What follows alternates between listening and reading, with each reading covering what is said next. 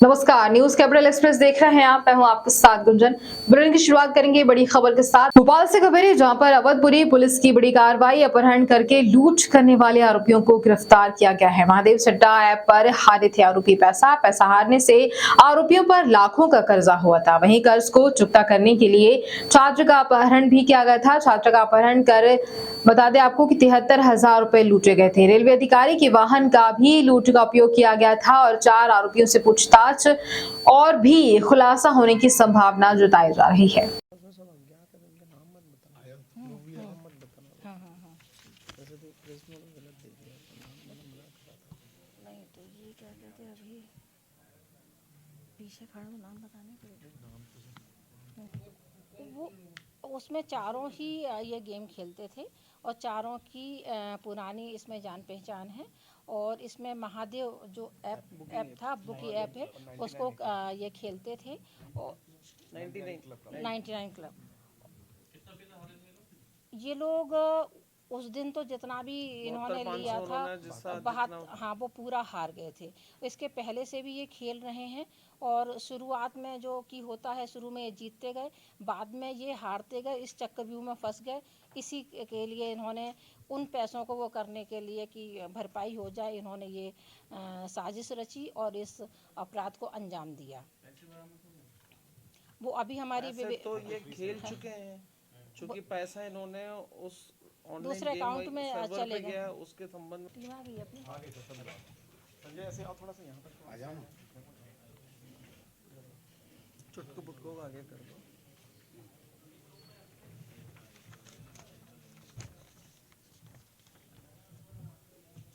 उसमें सब अज्ञात है, उनका नाम मत बताना, जो भी है नाम मत बताना। हाँ। वैसे तो प्रेस में तो गलत दे दिया, तो नाम मैंने मना करा था। नहीं तो ये क्या कहते हैं, अभी पीछे खड़ा तो नाम बताने के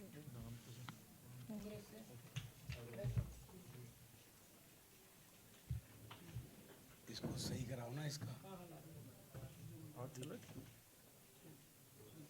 तो फिर लगा जिसको लगा सकता, जहाँ से आ सकता ना। यद्यपि इनका ये पहला क्राइम है, या हो सकता है एक आध और निकलेगा, लेकिन इनिशियल स्टेज वाला है। और बेसिकली कहानी वही है कि इंस्टेंट लोन के ऐप में फंस गए। शुरू में कुछ गेम वेम खेल लिए, फिर अब गेम खेलने के लिए लत लग गई, रातों रात अमीर बनना है सबको। लेकिन एक बहुत बुरा चक्रव्यूह है, मतलब लालच बुरी बला है बिल्कुल। ये माध्यम से अपील है पेरेंट्स के लिए कि अपने बच्चों पे नियंत्रण रखें और ये देखें कि वो अपने मोबाइल में कौन कौन से गेम खेल रहे हैं। कहीं कोई ऐसा गेम तो नहीं खेल रहे हैं जिसमें पॉइंट्स कमाने के चक्कर में या पैसा कमाने के चक्कर में या लालच में आके वो गलत ऐप डाउनलोड कर लें अपने मोबाइल में और उनके साथ गेम खेल के कहीं वो इस तरीके के गलत उसमें ना फंस जाएं, किसी एक्सटॉर्शन के शिकार ना हो जाएं, या इस तरह की पैसे बहुत ज़्यादा ना हार जाएं कि वो कर्जा लेने लगें। ऑनलाइन ऐप के माध्यम से कहीं वो ऑनलाइन चाइनीज़ वगैरह जो कर्जे रहते हैं वो उस चक्रव्यूह में ना फंसें। तो यही अपील है हमारी सभी पेरेंट्स से कि वो अपने बच्चों को देखें, समय दें, वो मोबाइल में क्या कर रहे हैं, उनके अकाउंट में कहाँ से पैसा आ रहा है, कहाँ जा रहा है, उनको समय दें, उनसे बात करें और नियंत्रण रखें। फरियादी है, फरियादी के रिश्तेदार उसको फरियादी के माध्यम से नहीं, उसी से फोन करवाते थे। फरियादी के फोन से ही फरियादी नहीं, ये नहीं करते थे। तो उससे फोन लगा, वो कहता था कि मुझे यार पैसे की जरूरत है, मुझे पैसे दे दो। क्योंकि वो तो उनके रिश्तेदारों को शक नहीं हुआ ना। अगर कोई दूसरा फोन करता तो शक हो जाता ना। हाँ, जितनी लिमिट हो सकती थी 3-4 लोगों से लिया उसने, अपने दोस्तों से लिया है, किसी से 40,000 है, किसी से 10,000 है, किसी से 5,000 है, ऐसे करके है। नहीं, ये कोई टारगेट इंटेंट। जो आ गया सामने। आप होते तो आप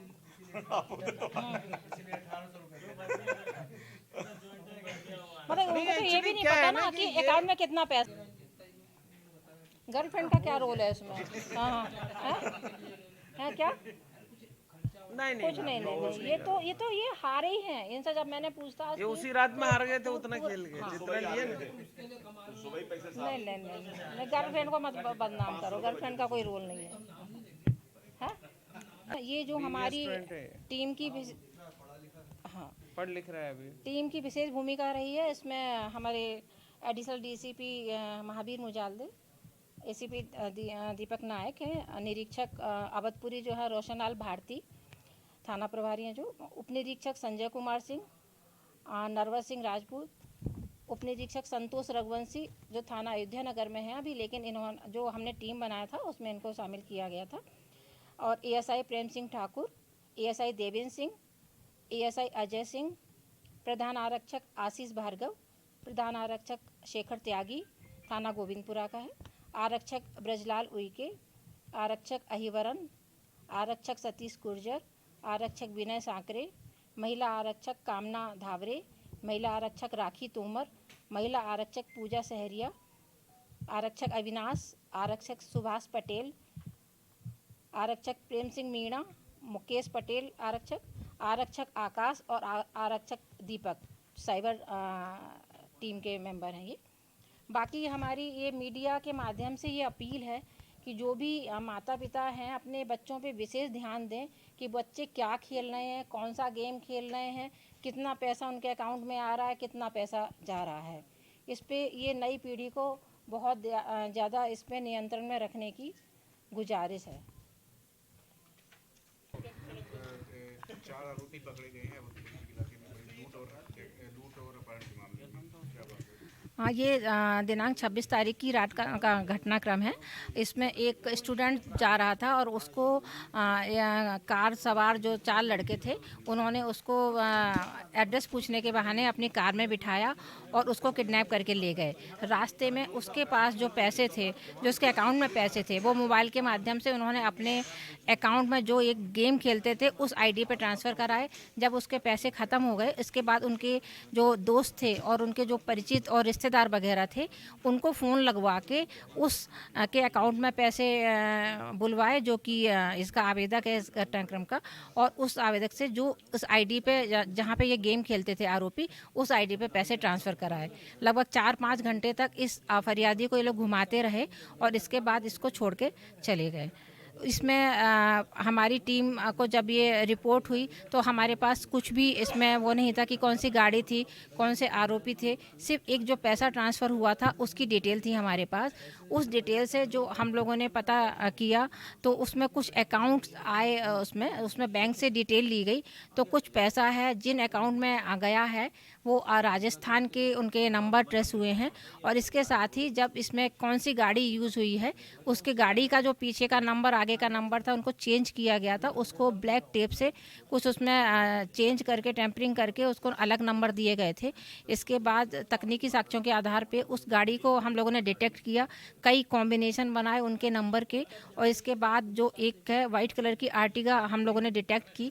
इसके बाद उस आर्टिगा के बारे में पता किया तो एक वो रेलवे अधिकारी के यहाँ टैक्सी के रूप में चल रही थी, और उसमें जब आगे विवेचना की गई तो उसमें ये हुआ कि उसका जो ड्राइवर था 1 महीने से उनके यहाँ ड्यूटी पे था। इसके बाद अचानक ही वो छुट्टी लेके चला गया था।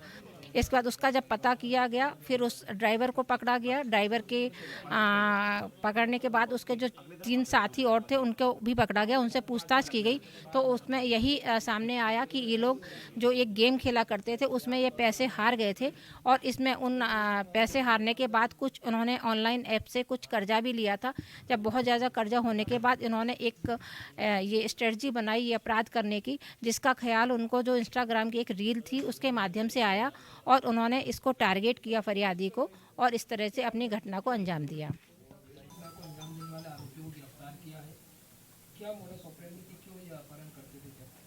हाँ, अवधपुरी थाना क्षेत्र में ये घटनाक्रम हुआ था।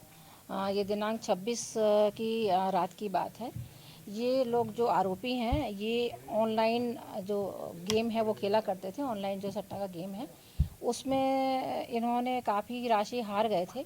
तो इनका एक टारगेट था कि किसी व्यक्ति को हम किडनैप करके उससे पैसे हासिल करें। तो इसमें ये रात्रि 9 बजे के करीब ये अवधपुरी थाना क्षेत्र में ये चारों आरोपी जो थे इनके पास एक घटना में जो उपयोग की गई गाड़ी है वो एक गाड़ी में थे, 4 पहिया जो वाहन था, और उसमें ये चारों आरोपी थे। इन्होंने एक किसी को भी राह चलते व्यक्ति किसी को भी अपना निशाना बनाया, उसको एक एड्रेस पूछने के बहाने उसको किडनैप किया और उसके जो भी उसके फ़ोन में एक उन्होंने ऐप डाउनलोड करवाया और उस ऐप के माध्यम से जितने पैसे इसके अकाउंट में थे वो अन्य अलग अलग खातों में ट्रांसफ़र कराए।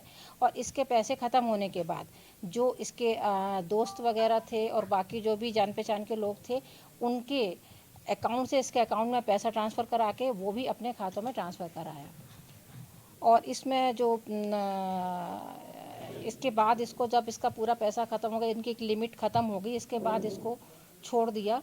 और जब ये रिपोर्ट हुई इसके बाद तकनीकी साक्ष्यों के आधार पे इस की जो टीम थी जिसमें हमारे एडिशनल एसपी महावीर मुजाल्दे जी और एसीपी दीपक नायक, टीआई अवधपुरी भारती और सब इंस्पेक्टर संतोष रघुवंशी और पूरी जो हमारी अच्छी टीम थी जो कि टेक्निकल साक्ष्यों को इकट्ठा करने में माहिर थी, जो भी कैमरे वगैरह हैं और जो भी तकनीकी साक्ष्य हैं जो इस घटना में उपयोगी सिद्ध हो सकते थे उनका कलेक्शन किया गया।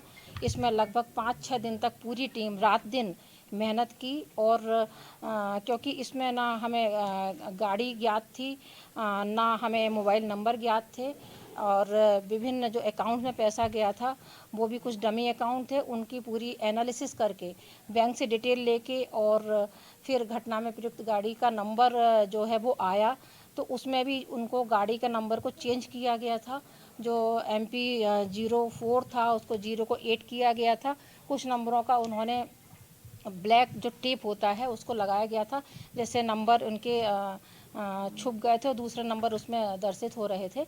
उनके हमारी टीम ने जो टेक्निकल टीम है उसने काफ़ी कॉम्बिनेशन बनाए और उस कॉम्बिनेशन के आधार पे जो एक वाइट कलर की गाड़ी का आ रहा था जो फरियादी बता रहा था, उस गाड़ी का कॉम्बिनेशन के आधार पे जो सर्च की गई गाड़ियाँ, RTO ऑफिस से जानकारी ले गई, VDP पोर्टल से जानकारी लेने के बाद फिर उन गाड़ियों के जो भी नंबर आए, 2 गाड़ियाँ लास्ट में डिटेक्ट हुई, वो दोनों को वेरीफाई किया गया जिसमें एक गाड़ी जो थी वो एक रेलवे के अधिकारी के यहाँ टैक्सी के रूप में चल रही थी और वहाँ पे जब देखा गया गाड़ी को देखा गया तो उसमें इस तरीके के साक्ष्य मिले कि उन नंबरों को छुपाया गया था, उसको ब्लैक टेप से उसमें दूसरा नंबर उसको चेंज किया गया था, 0 की जगह 8 किया गया था। इस तरह से नंबरों में उसमें हेराफेरी की गई थी।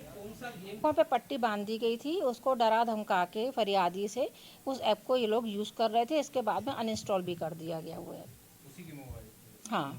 फरियादी गई। ये रेलवे विभाग की गाड़ी रेलवे विभाग की गाड़ी थी। एक तो रेलवे गाड़ी अधिकारी के पास वो गाड़ी अटैच थी, प्राइवेट टैक्सी वेंडर है, उसने अपनी गाड़ी अटैच कर रखी थी। तो इनमें से एक ड्राइवर जो था वो उन रेलवे अधिकारी के था उस दिन, एंड वही जो हमारे इस घटनाक्रम में जो गाड़ी यूज हुई है उसका ड्राइवर भी वही था और वही गाड़ी थी। उस गाड़ी को वो 26 और ले आया था 27 की दरमियानी रात की घटना है। तो 26 का कार्यक्रम के बाद गाड़ी इसको गैरेज में रखना था और इसको अगले दिन सुबह आना था। अधिकारी अपना सो सुहा गए, ये अपना गाड़ी लेके आया। मेरे संसदीय क्षेत्र खजुराहो में पन्ना जिले के शाहनगर मंडल के 25 जनपद के सदस्यों में से 21 जनपद के सदस्य हमारे जनपद अध्यक्ष भाई आशीष खरे जी और उपाध्यक्ष शिवराज सिंह जी के नेतृत्व में भाजपा में शामिल हुए। आज इतनी बड़ी संख्या में पूरे जनपद के सदस्य भारतीय जनता पार्टी की सदस्यता ग्रहण कर रहे हैं। नरेंद्र मोदी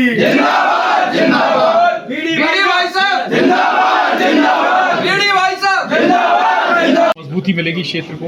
आज मेरे संसदीय क्षेत्र खजुराहो के पन्ना जिले के शाहनगर मंडल के 25 जनपद के सदस्यों में से 21 जनपद के सदस्य हमारे जनपद अध्यक्ष भाई आशीष खरे जी और उपाध्यक्ष शिवराज सिंह जी के नेतृत्व में आज इतनी बड़ी संख्या में पूरे के पूरे जनपद के सदस्य भारतीय जनता पार्टी की सदस्यता ग्रहण की है। मैं आशीष जी को बधाई देता हूं और भारतीय जनता पार्टी को और मजबूती मिलेगी। प्रत्येक बूथ पर भारतीय जनता पार्टी विजय का इतिहास बनाएगी, कांग्रेस मुक्त बूथ बनाएंगे, ये संकल्प सबका है और इस बार खजुराहो में जीत का परचम फहरेगा। नहीं, मल्लिकार्जुन खड़गे बयान का खंडन कर रहे हैं कि DK सुरेश क्या कह रहे हैं, लेकिन तुम्हारे सांसद हैं, सांसद पर कार्रवाई कर रही है क्या कांग्रेस?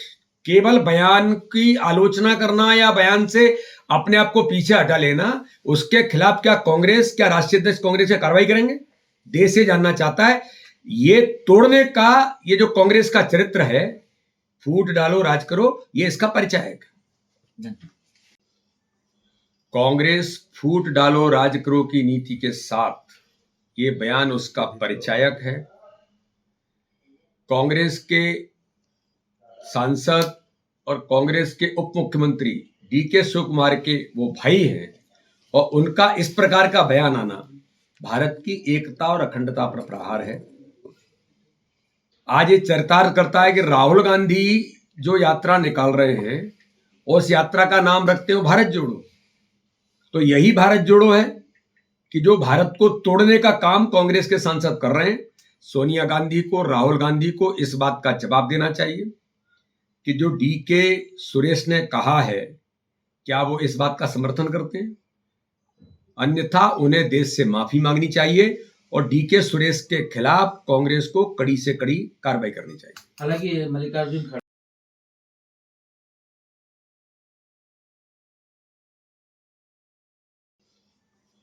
कांग्रेस फूट डालो राज करो की नीति के साथ ये बयान उसका परिचायक है।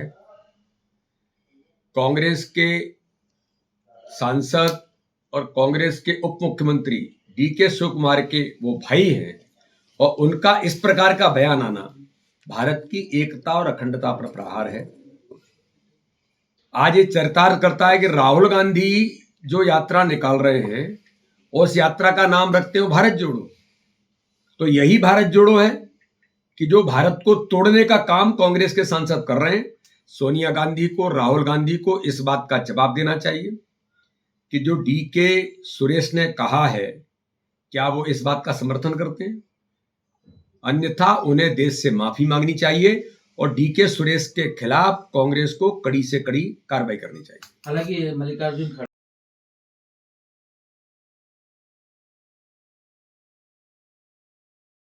दमोह में मौलाना के साथ हुई घटना के बाद वर्ग विशेष के लोगों ने थाने को घेरा। दमोह पुलिस स्टेशन एमपी पर हमला किया, हाथ काटने की धमकी दी।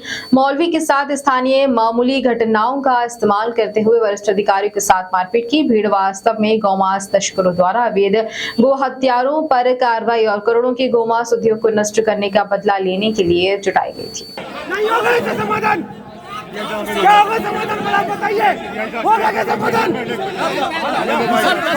ये बात नहीं होगी, मतलब नहीं होगी। राष्ट्र मानन मेरे सब तरीके मैं अकेला खड़ा होता हूँ, हाथ लगा पता चला कोई अकेला खड़ा होता हूँ मैं। ये कौन सी बात होती है? हाथ फेंक देंगे प्लीज प्लीज। जब आप बोल रहे हैं कि हम कार्रवाई कर रहे हैं,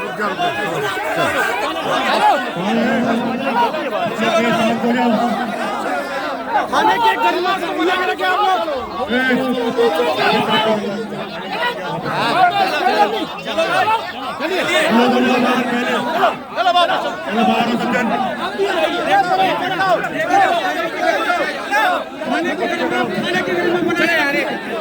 हम यहाँ से सुनने के लिए हैं। सर हम लोग माफी मांगते हैं। थोड़ा सा क्या है ना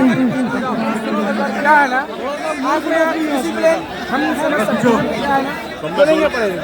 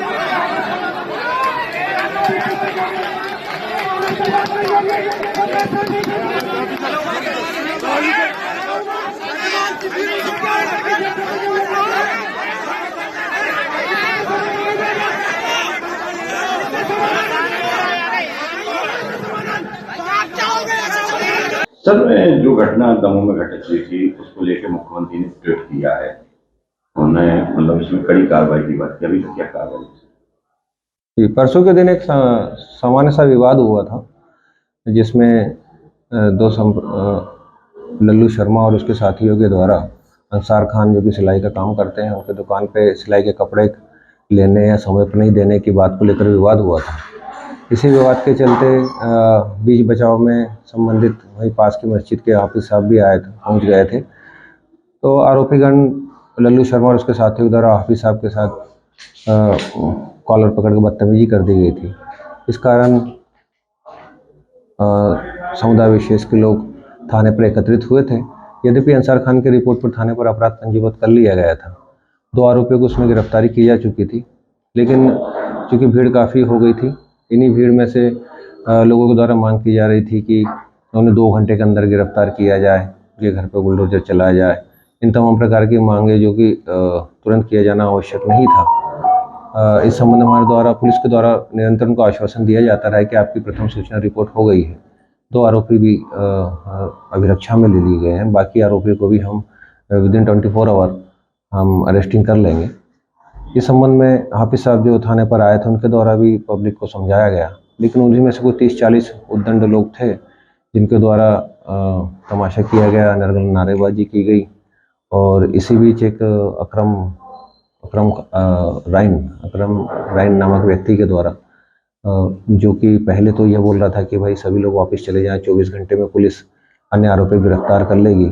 इसी बीच में एक व्यक्ति के द्वारा पूछा गया कि यदि 24 घंटे पुलिस गिरफ्तारी नहीं करती है तब क्या रुख रहेगा। उस पर अकरम खान नामक व्यक्ति के द्वारा पब्लिक को एड्रेस करते हुए यह मैसेज कन्वे किया कि यदि विदिन 24 आवर यदि पुलिस इन अन्य 2 आरोपियों को गिरफ्तार नहीं कर पाती है तो हम इसका न्याय करेंगे, हम उनके हाथ काटेंगे, गर्दन काटेंगे। तुरंत चूँकि मामला संज्ञान में आने पर हमारे द्वारा जो जमाव था, जो भीड़ थी, उसे डिस्पर्स किया गया और उसके बाद लगभग 30 से 40 लोगों के विरुद्ध धारा 153A, 143 IPC, 147 IPC अंतर्गत अपराध पंजीबद्ध किया गया है और उपलब्ध CCTV फुटेज के आधार पर आरोपियों को चिन्हित किया जा रहा है और उनकी गिरफ्तारी सुनिश्चित की जा रही है। अभी तक अकरम खान, जिसके द्वारा मुख्य रूप से वह विवादित बयान दिया गया था, वह और उसके साथ अन्य 2 साथी उसके जो है अभिरक्षा में लिए गए हैं। इनके विरुद्ध कार्रवाई की जा रही है। सर, जिसने हाथ पैर काटने की बात कही थी उसको अभी गिरफ्तार हुआ? जी, वो अभिरक्षा में। सर, मुख्यमंत्री ने भी तारीफ की है आपकी कार्रवाई को लेकर, साथ ही उन्होंने ट्वीट करके कड़ी कार्रवाई की बात कही है। जी, माननीय मुख्यमंत्री जी ने अप्रिशिएट किया, इसके लिए उनका आभार व्यक्त करता हूँ। विधि अनुसार सख्त से सख्त कार्रवाई की जाएगी ताकि ऐसी किसी प्रकार की आपराधिक घटना की पुनरावृत्ति न हो।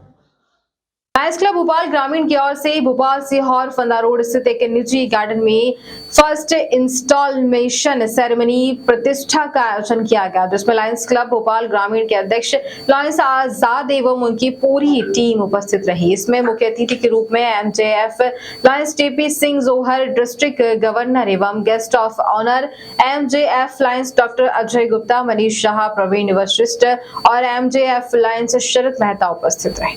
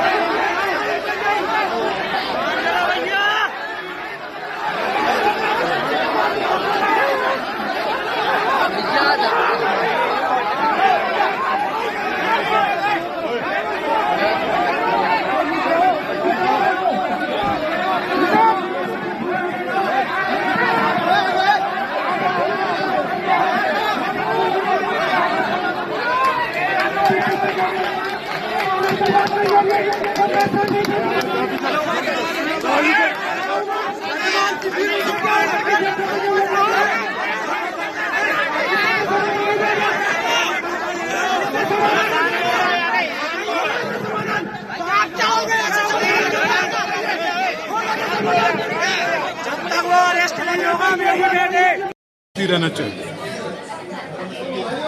परिवार है, परिवार में शादी करते बच्चों की बच्चे होते हैं, ऐसा ही यहाँ भी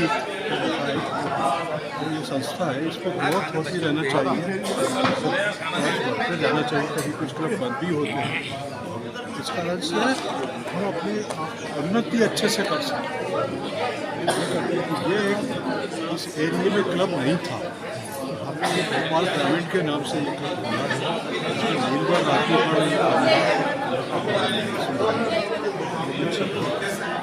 इसके प्रेसिडेंट हैं।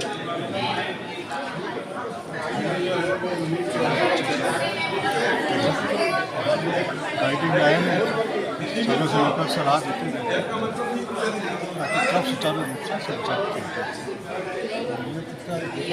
भोपाल में भी 68 ईयर्स हो गए, 68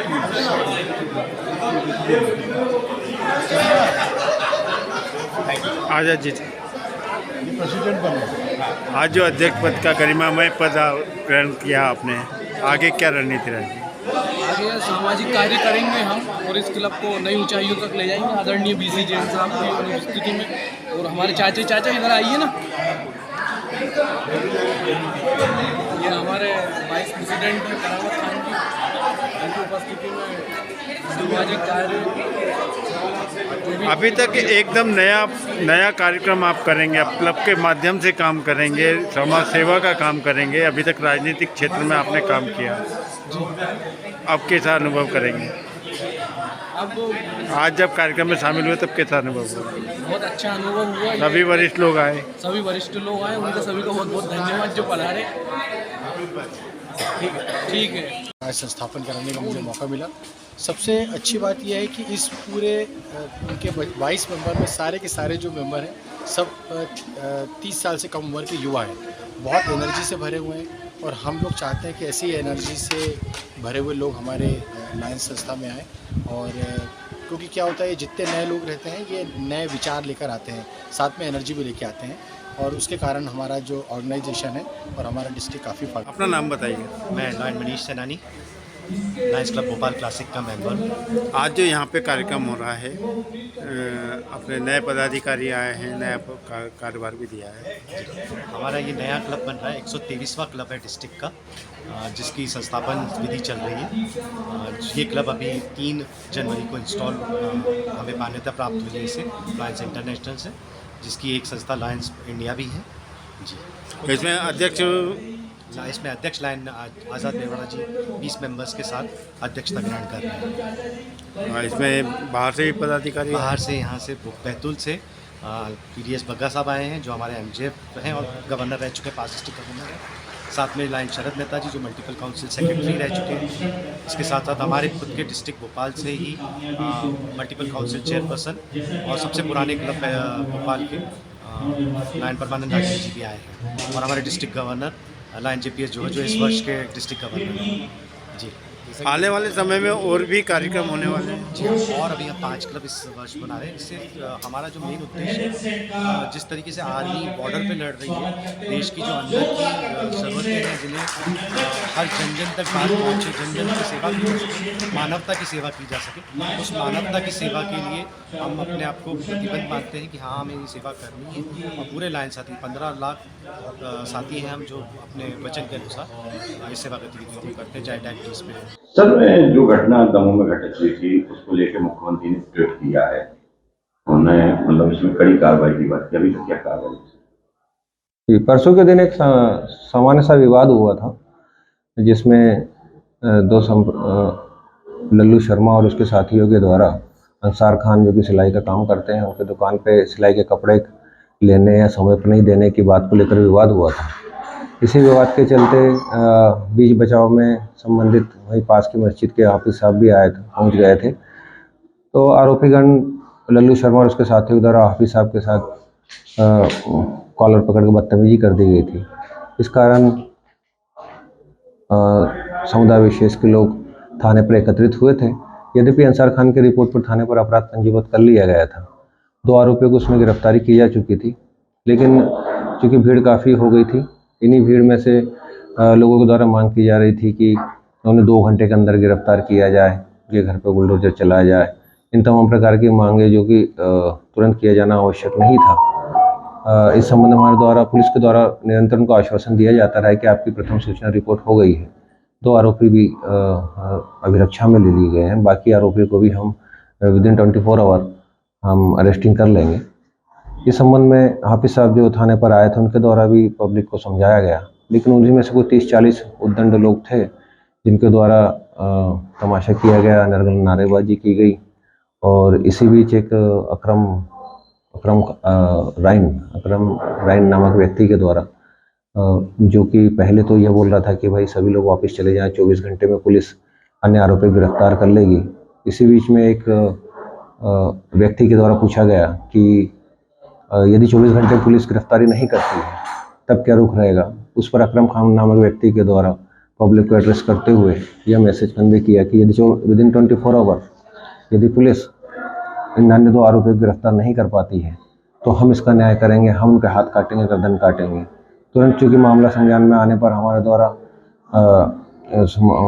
जो जमाव था, जो भीड़ थी, उसे डिस्पर्स किया गया और इसके बाद लगभग 30 से 40 लोगों के विरुद्ध धारा 153A, 143 IPC, 147 IPC अंतर्गत अपराध पंजीबद्ध किया गया है और उपलब्ध CCTV फुटेज के आधार पर आरोपियों को चिन्हित किया जा रहा है और उनकी गिरफ्तारी सुनिश्चित की जा रही है। अभी तक अकरम खान, जिसके द्वारा मुख्य रूप से वह विवादित बयान दिया गया था, वह और उसके साथ अन्य 2 साथी उसके जो है अभिरक्षा में लिए गए हैं। इनके विरुद्ध कार्रवाई की जा रही है। सर, जिसने हाथ पैर काटने की बात कही थी उसको अभी गिरफ्तार हुआ? जी, वो अभिरक्षा में। सर, मुख्यमंत्री ने भी तारीफ की है आपकी कार्रवाई को लेकर, साथ ही उन्होंने ट्वीट करके कड़ी कार्रवाई की बात कही है। जी, माननीय मुख्यमंत्री जी ने अप्रिशिएट किया, इसके लिए उनका आभार व्यक्त करता हूँ। विधि अनुसार सख्त से सख्त कार्रवाई की जाएगी ताकि ऐसी किसी प्रकार की आपराधिक घटना की पुनरावृत्ति न हो। पत्नी ने अपने प्रेमी के साथ मिलकर पति के साथ किया ऐसा जिसे देखकर हर कोई हैरान हो गया है। देखिए वीडियो। उनके साथ में हो जाओ या थोड़ी देर हो जाओ। उनके साथ में हो जाओ। थोड़ा आप 1 मिनट इधर जाओ। अलग-अलग ही दिख रहा हूं। थोड़ा पीछे हो। हां, इनको चारों को नीचे आ जाओ। चारों का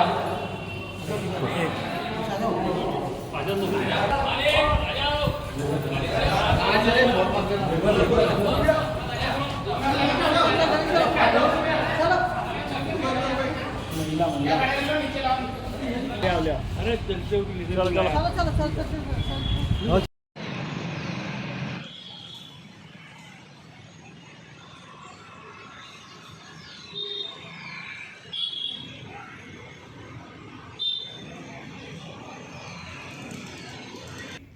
देर रात पुलिस कंट्रोल रूम को सूचना प्राप्त हुई थी कि बढ़िया खड़ी जो एक गांव है नागदा जावला रोड पर, वहाँ पर एक डेड बॉडी पड़ी हुई।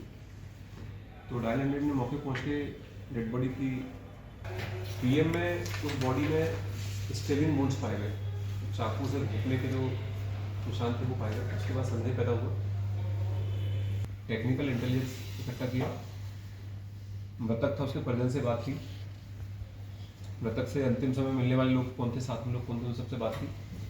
उन बातचीत में जब कंट्रोवर्सी आई सामने, तब शंका पैदा हुई कि कहीं ना कहीं इसमें मामला किसी षड्यंत्र का है।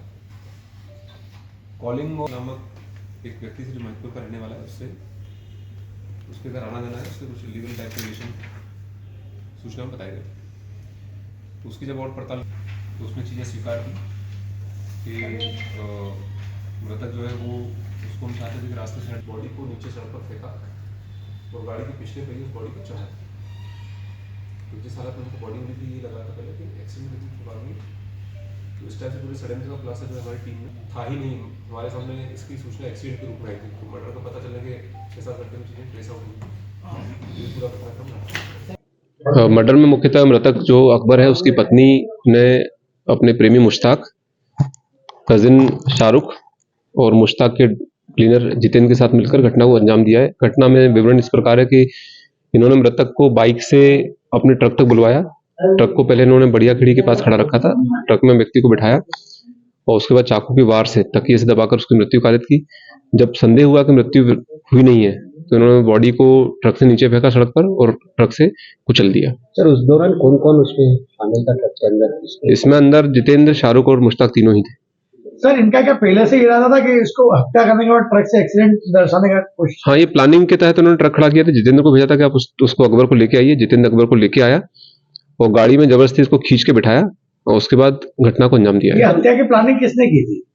प्लानिंग जो है मृतक की पत्नी ने और सबने मिलकर इसको प्लान आउट किया है। सर महिला का कितने पुराना संबंध था शाहरुख? अभी इसमें टाइम क्लियर नहीं, लेकिन कुछ सालों से सुनने में आ रहा था। मृतक के भाई ने बताया है कि महिला के घर इसका आना जाना था, तो वो एक अलग इन्वेस्टिगेशन का विषय है, क्या चीज थी क्या नहीं थी, लेकिन घटना में इन लोगों की संलिप्तता पाई गई है।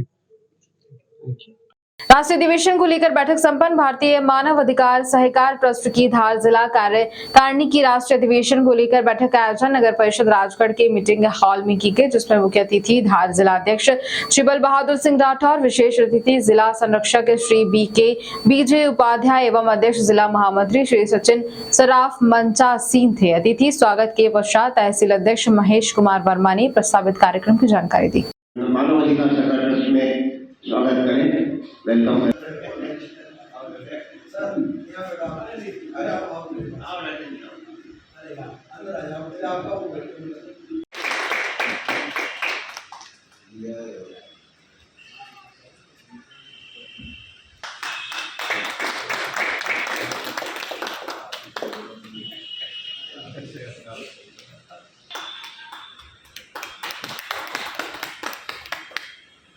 हमारे कार्यक्रम में मंचा से हमारे वरिष्ठ माननीय अध्यक्ष सचिन सराफ,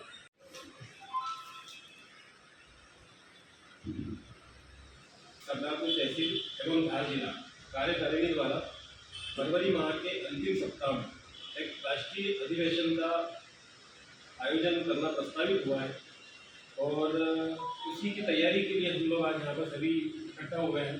आप सभी से मेरा निवेदन है कि आप लोग भी अपने अपने जो भी विचार हो इस मीटिंग के बाद में जो भी हमारा विचार विमर्श होगा, आपको बहुत मान सम्मान मिलता है क्योंकि इस संगठन को गठन में आपकी विशेष भूमिका है और इस संगठन के राजगढ़ के नींव पे पत्थर है संदीप जी, उनकी भी बहुत मेहनत है इसके लिए, तो उन दोनों का भी मैं सबको से स्वागत करना चाहता हूँ। इस कार्यक्रम को हमारे तहसील अध्यक्ष ऊर्जावान श्री महेश कुमार जी वर्मा जी की कई दिनों से चर्चा हो रही थी कि हम सुव्यवस्थित तरीके से कार्यक्रम कैसे करें, उसके लिए उनका भी हमसे बात करना चाहते हैं।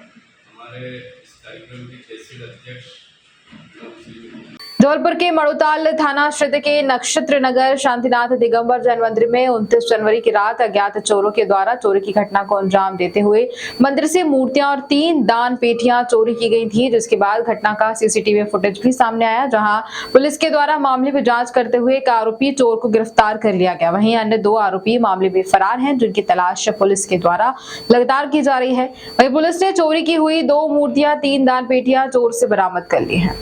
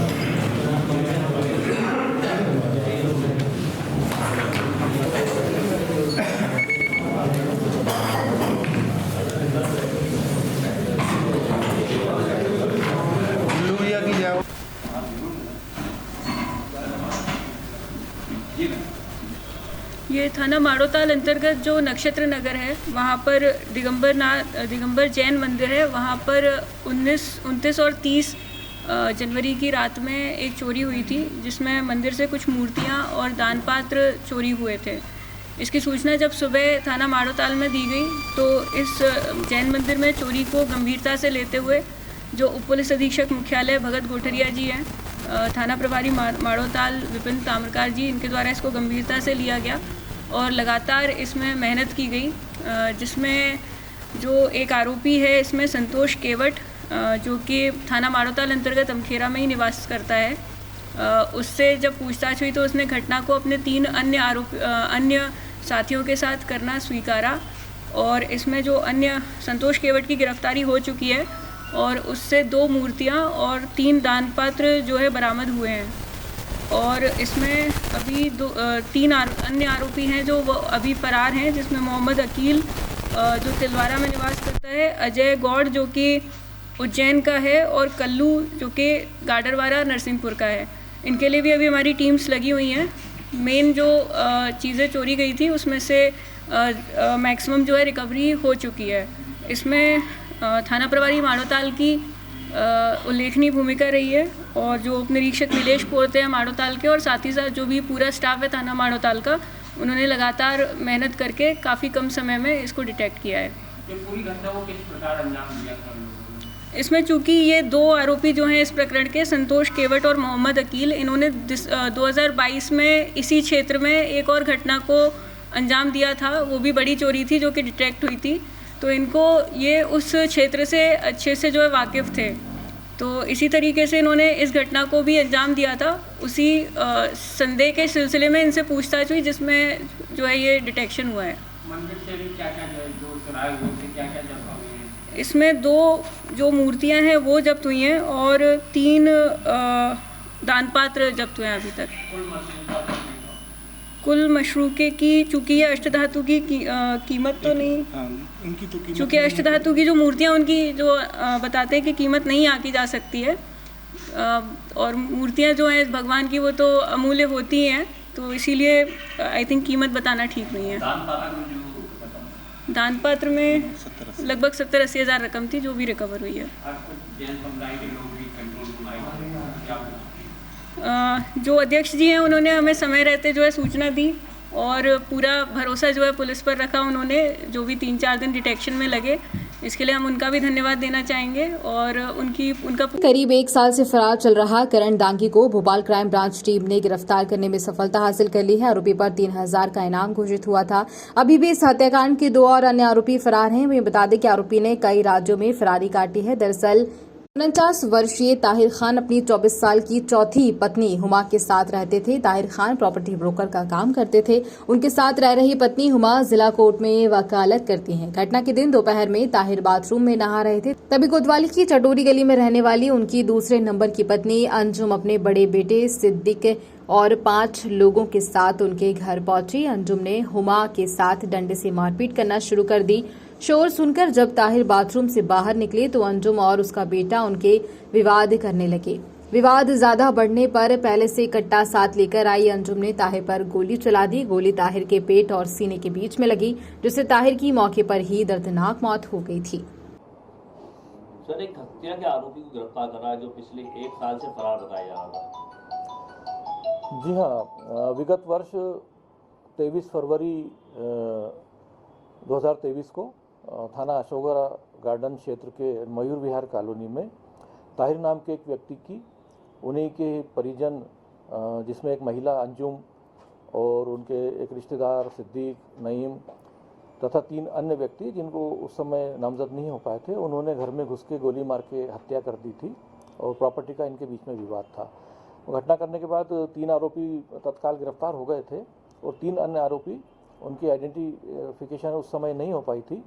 लगातार वो फरार रहने से पुलिस कमिश्नर महोदय द्वारा ये मामला क्राइम ब्रांच भोपाल को दिया गया और इस संबंध में क्राइम ब्रांच की डीसीपी श्री श्रुतकृति सोमवंशी द्वारा टीम लगाई गई थी और टीम द्वारा लगातार टेक्निकल आधार पर फरार आरोपियों की आइडेंटिफिकेशन सुनिश्चित की गई और उसके बाद टीम के द्वारा एक आरोपी जो उस घटना में इन्वॉल्व था उसको गिरफ्तार करने में सफलता प्राप्त की है। आरोपी को थाना अशोका गार्डन को सुपुर्द किया जा चुका है। इसके इनाम भी था, इस पे कौन आरोपी है, इसका रोल क्या था?